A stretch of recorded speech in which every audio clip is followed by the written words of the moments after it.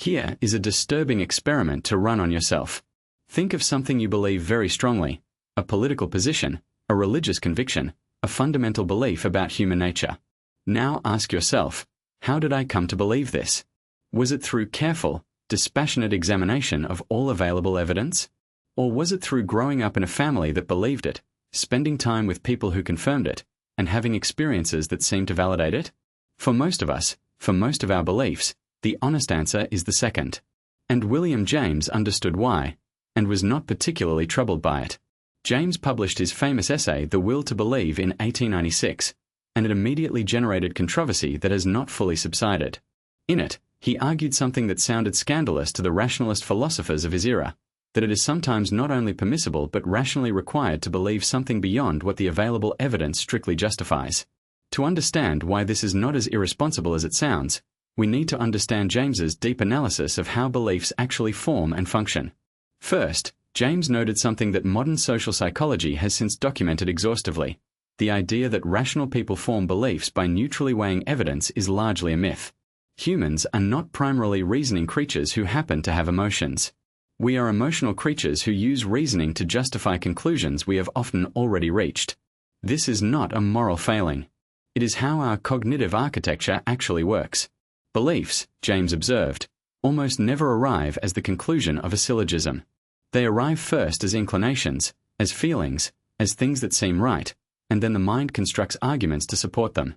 The philosopher Jonathan Haidt would later call this the social intuitionist model of moral judgment, and it aligns precisely with what James saw over a century earlier.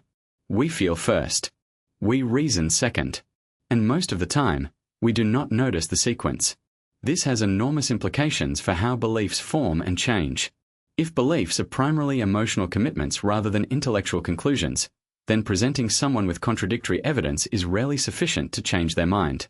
The evidence has to compete with the emotional weight of the existing belief, the social relationships it is embedded in, the identity it has become part of, the psychological security it provides. This is why political debates almost never change anyone's mind. Both sides already know the facts. They disagree about which facts matter, and that is not a cognitive dispute. It is an emotional and valuative one. James also identified what he called live versus dead hypotheses. A live hypothesis is one that feels genuinely possible, that has some grip on your imagination, some emotional plausibility. A dead hypothesis is one that simply does not register as a real option. For most secular Westerners, the hypothesis that Zeus controls the weather is dead, not because they have disproved it, but because it does not feel live. It is not in the running. Conversely, for someone raised in a specific religious tradition, the claims of that tradition feel live even without what a skeptic would call proof. Their emotional and cultural context has kept the hypothesis alive. This framework explains why arguing with someone about their deepest beliefs is so often futile. You may think you are disagreeing about facts, but you are actually disagreeing about which hypotheses are live, which possibilities are even worth considering. And that is not something logic can easily reach. Now to the will to believe. James argued that when we face a genuine, live, momentous option, a choice between hypotheses where delay is itself a decision, we are sometimes justified in believing beyond our evidence. His paradigm case was religious belief. We cannot prove God exists. We cannot prove God does not exist. The question is live for many people, momentous, it concerns the ultimate nature of reality, and forced, you cannot remain in permanent suspension.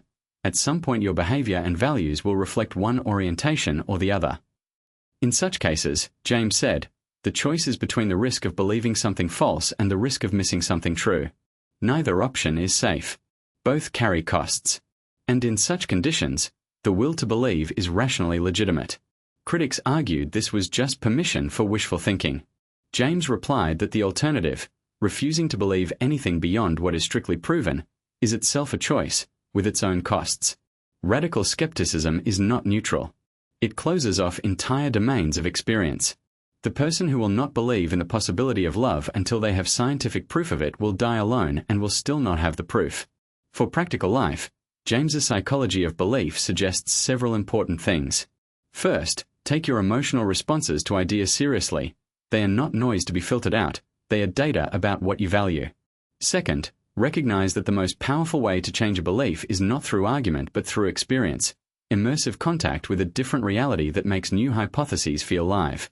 Third, cultivate what James called a genuine tolerance for uncertainty, the willingness to hold multiple live hypotheses simultaneously without forcing premature closure. And perhaps most importantly, be curious about why you believe what you believe. Not to undermine your convictions, but to understand them, and to hold them with a little more humility and a little more compassion for those whose convictions are different. James was a man of deep convictions who examined them fiercely and honestly. That combination is rare and precious. Subscribe to The Psychology of William James to find more of that spirit in your own life.